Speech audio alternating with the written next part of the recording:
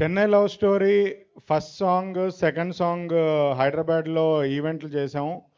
2 songs launch చేసిన తర్వాత third song launch చేయాలి అని అనుకుంటున్నప్పుడు ఎందుకో నేను హీరో గారితో కానీ ఎస్కేఎన్ గారితో కానీ మాట్లాడినప్పుడు పెద్ద హై ఫీల్ అవ్వట్లేదు, కిక్ ఫీల్ అవ్వట్లేదు.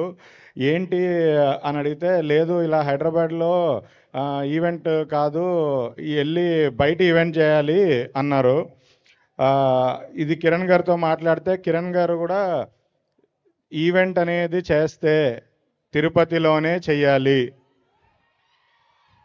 మన సినిమాకి ఫస్ట్ ఈవెంట్ అనేది తిరుపతిలోనే జరగాలి. యాక్చువల్లీ ఈ సాంగ్ 1 వీక్ బ్యాకే రెడీ అయింది. లాస్ట్ వీకెండ్ సాటర్డేనే లాంచ్ చేద్దాం అనుకున్నాం. వర్షం ఉండడం వల్ల ఈవెంట్ చేయలేకపోయాము. అప్పుడు కూడా మళ్ళీ అడిగాం, కాదు తిరుపతి వెళ్ళడం కుదరట్లేదు కదా, సో లాంచ్ చేద్దాము అంటే, సమస్య లేదు, తిరుపతిలోనే ఈవెంట్ జరగాలి, సాంగ్ తిరుపతిలోనే లాంచ్ అవ్వాలి అన్నారు. సో అలా మీ అందరినీ కలవడానికి మీ ముందుకు వచ్చాం. ఆ దేవుడి ఆశీస్సులతో ఈ సినిమా చాలా పెద్ద విజయం సాధించాలని కోరుకుంటున్నాను. అలానే తిరుపతితో మాకు చాలా స్పెషల్ అనుబంధం ఉంది. అంటే ముఖ్యంగా Baby cinema first show Tirupati పీజేఆర్లో ఫస్ట్ పడింది. హైదరాబాద్లో పడే 15 నిమిషాల ముందు సినిమా ఇక్కడ స్టార్ట్ అయింది. అక్కడ అయ్యే 15 మినిట్స్ ముందే ఇక్కడ సినిమా అయిపోయింది. ఫస్ట్ ఫోన్ కాల్ డోర్ దగ్గర నుంచి నేను ఉండి, లోపల ఇంకా క్లైమాక్స్ జరుగుతుంది హైదరాబాద్లో, తిరుపతి నుంచి ఎత్తి కాల్ చేసి అన్న సినిమా బ్లాక్ బస్టర్ అని చెప్పాడు. ఆ ధైర్యంతోనే లోపలికి వెళ్ళాము. సినిమా నిజంగా బ్లాక్ బస్టర్. సో ఇక్కడి నుంచే మా ఫస్ట్ షో ఎప్పుడైనా ఇక్కడే పడాలి, ఇది మాకు సెంటిమెంట్. ఇప్పుడు కూడా ఈ చెన్నై లవ్ స్టోరీ కూడా ఫస్ట్ షో ఒక పావు గంట ముందైనా తిరుపతిలోనే పడుతుంది.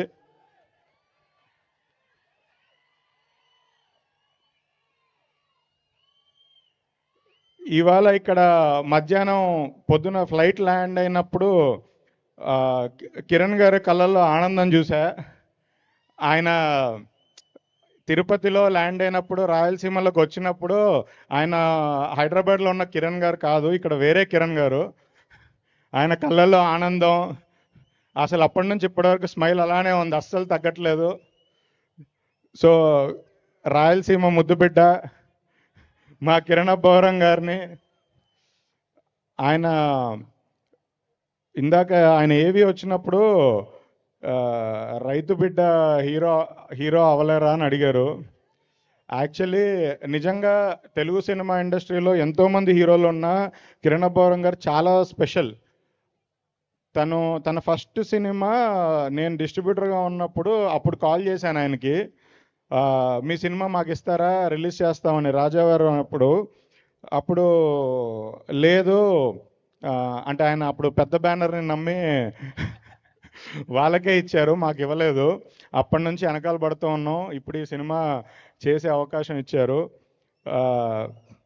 నిజంగా చాలా కష్టపడి ప్రతి సినిమా మెట్టు ఎక్కుతూ, అసలు మధ్యలో ఒడిదుడుకులు ఎదురైనా అసలు ఎక్కడ తగ్గకుండా అంతే కష్టపడుతూ నిరంతరం మంచి సబ్జెక్టులు ఎంచుకుంటూ మంచి సినిమాలు చేస్తూ ఇవాళ ఇంత ఎత్తుకు ఎదిగారంటే అది చిన్న విషయం కాదు, చాలా పెద్ద విషయం. అండ్ నిజంగా ఇండస్ట్రీలో చాలామంది యాక్టర్స్ అవుదామని అనుకుంటుంటారు. వాళ్ళందరికీ ఈ జనరేషన్లో పెద్ద ఇన్స్పిరేషన్, రోల్ మోడల్ కిరణ్ గారు, అసలు అందులో డౌటే లేదు. ఆయన ఇంకా ఇలాంటి మంచి సినిమాలు ఎన్నో ఎంచుకుంటూ మంచి సినిమాలు చేయాలని కోరుకుంటున్నాను. ఈ చెన్నై లవ్ స్టోరీ కూడా నిజంగా నేను చెప్తున్నాను, సినిమా అయిపోయిన తర్వాత అందరి మైండ్లో, అందరి హెడ్లో తిరిగే ఒకే ఒక పర్సన్ కిరణ్ బోరం గారు. అంటే ఈ సినిమాకి ఆయన ప్రాణం పెట్టేశారు.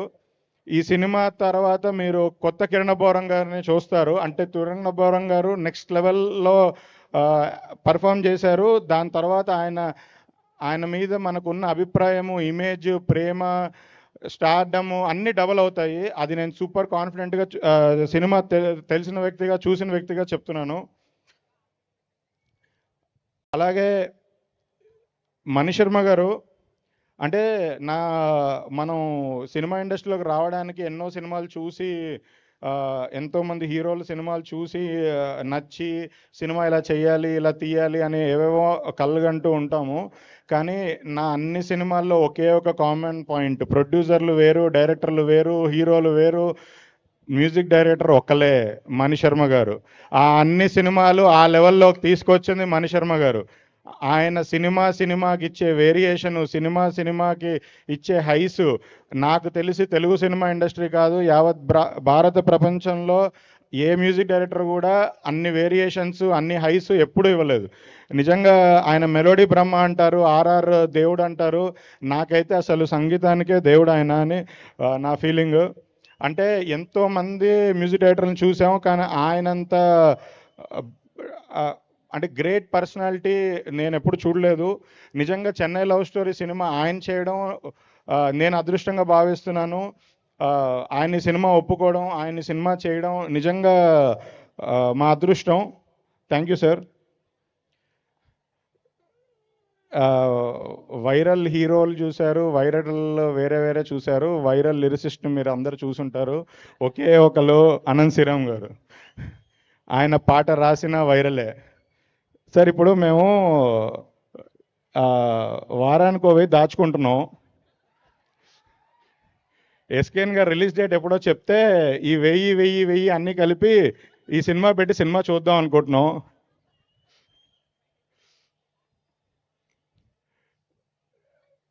గౌరీ ప్రియ గారు, నేను ఈ సినిమా షూటింగ్ జరుగుతున్నప్పుడు చెన్నైలో షూటింగ్ జరుగుతుంది. సో చెన్నైలో ఉన్నప్పుడు అక్కడ లోకల్ చెన్నై రోడ్స్లో షూటింగ్ జరుగుతుంది. ఒక వైన్ షాప్ దగ్గర షూటింగ్ జరుగుతుంది. మొత్తం ఫుల్ క్రౌడెడ్గా ఉంది. మా బౌన్సర్లు, మా మేనేజర్స్, టీం అందరూ కొంచెం కంట్రోల్ చేయడానికి ట్రై చేస్తున్నారు. వాళ్ళందరినీ కొంచెం అంటే షూటింగ్కి ఇబ్బంది అవ్వకుండా చూడ్డానికి ప్రయత్నిస్తున్నప్పుడు సడన్గా ఒక అమ్మాయి వచ్చి మైక్ పట్టుకొని గట్టిగా తమిళ్లో అరిచేస్తుంది. అసలు ఏంటి అనుకున్నా. నాకు ఒక నిమిషం ఈ అమ్మాయి అంటే నిజంగా చెప్తున్నా, రౌడీ పిల్ల ఈ అమ్మాయి. అంటే ఈ అమ్మాయి తమిళ్లో మాట్లాడుతుంటే అసలు నాకు తెలుగు అమ్మాయి అని 1% కూడా అనిపించలేదు. తర్వాత కార్ ఎక్కిన క్యాబ్ డ్రైవర్తో కానీ అసలు అక్కడ తమిళనాడులో ఈమె ఫాలోయింగ్, ఈ అమ్మాయి చూస్తే అసలు మీరు ఎవ్వరు తెలుగు అమ్మాయి అనుకోరు. మొత్తం అసలు తమిళ్ బాగా వచ్చు కాదు, చిన్నప్పటి నుంచి తమిళ్ నేర్చుకున్నా కూడా ఎవరు అంత మాట్లాడరు, అలా ఉంది. నిజంగా నేను అప్పుడు అడిగా, మీకు తమిళ్ చిన్నప్పటి నుంచి వచ్చా అన్న. లేదు సార్, మొన్న షూటింగ్ అయ్యేటప్పుడు నేర్చుకున్నాను అంది. అసలు ఇంత దేవుడిచ్చిన వరం అలా లాంగ్వేజ్ నేర్చుకోవడం అనేది నిజంగా హ్యాట్స్ ఆఫ్ టు హర్. అంటే తను తెలుగులోనే కాదు, తమిళ్లోనే కాదు, అన్ని భాషల్లో సినిమాలు చేసి నిజంగా చాలా న్యాచురల్ పర్ఫార్మర్. సో చాలా మంచి సినిమాలు చేయాలి, ఇంకెంతో పేరు తెచ్చుకోవాలని కోరుకుంటున్నాను. మా సాయి రాజేష్ గారు, అంటే ఇండస్ట్రీలో చాలామంది టాప్ డైరెక్టర్స్ ఉంటారు. నా దృష్టిలో తోపు డైరెక్టర్ అంటే మా సాయి రాజేష్ గారు. అంటే బేబీ అనే సినిమా ప్రపంచంలో ఎవరు అలా రాయలేరు, ఎవరు అలా తీయలేరు. అది నేను చాలా ఓపెన్గా చెప్తున్నాను. అంత సీన్ ఎవ్వడికి లేదు. అది ఓన్లీ మా తోపు డైరెక్టర్ సాయి రాజేష్ గారి వల్లే. సాయి రాజేష్ గారు ఏ సినిమా రాసినా తీసినా అది ఒక కల్ట్ క్లాసికే. ఆయన కథలు తెలిసిన వ్యక్తిగా, ఆయనతో ట్రావెల్ అయ్యే వ్యక్తిగా చెప్తున్నాను. నిజంగా సాయి రాజేష్ గారితో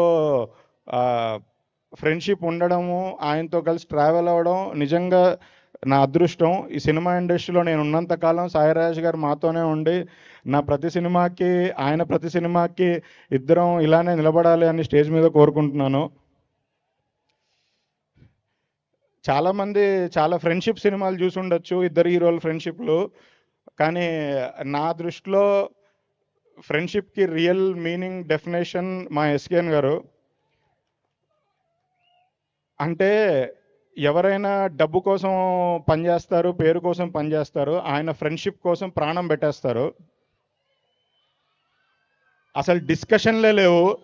మనం ఏం చేసినా మన వెనకాల నిలబడి మనతో పాటు ఉండి కష్టం వచ్చినా నష్టం వచ్చినా అర్ధరాత్రి అయినా అపరాత్రి అయినా ఎప్పుడైనా సరే నేనున్నా అని వచ్చేస్తారు. నిజంగా ఆయన ఉండడం, ఇలాంటి సినిమాలో నన్ను పార్ట్ చేయడం నా అదృష్టం. Thank you sir.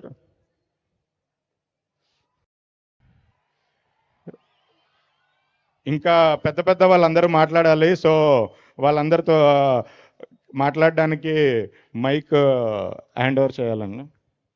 Actually complete చేసే ముందు కొన్ని క్వశ్చన్స్ అడుగుదాం అనుకుంటున్నాను. అంటే వీళ్ళతో ఎంత రెగ్యులర్గా ట్రావెల్ అయినా కూడా నాకే చాలా డౌట్స్ ఉన్నాయి. ఇంకో మైక్ ఉందా?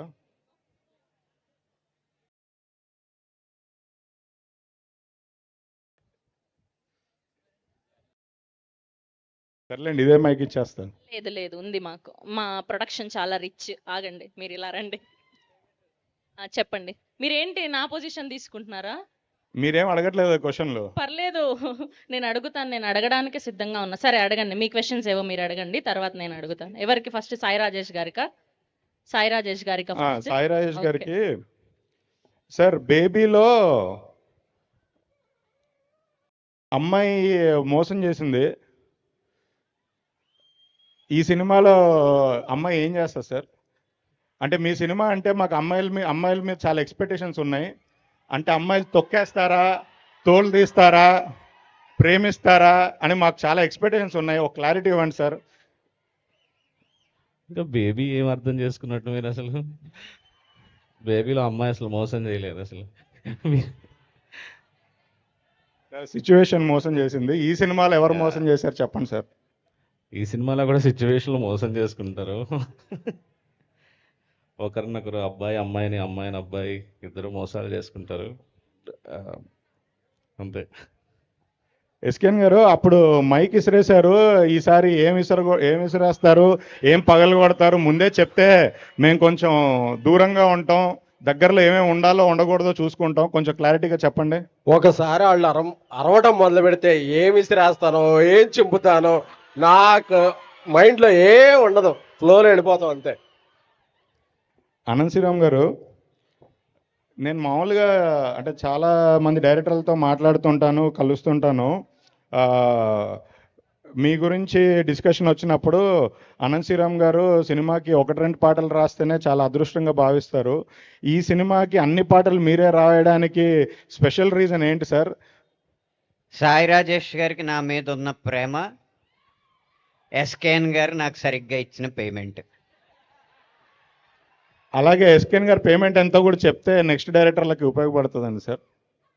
ఎస్కేఎన్ గారి పేమెంటు, సాయి రాజేష్ గారి పేమెంట్ కలిసి ఉంది ఇందులో. అందుకని ఎవరిదెంతో చెప్తే ఒకళ్ళు హర్ట్ అయ్యే అవకాశం ఉంది. సార్, మళ్ళీ ఒక రౌండ్ గట్టిగా ఇండస్ట్రీ షేక్ అయ్యే మ్యూజిక్ చెన్నై లవ్ స్టోరీకి ఇస్తున్నారు.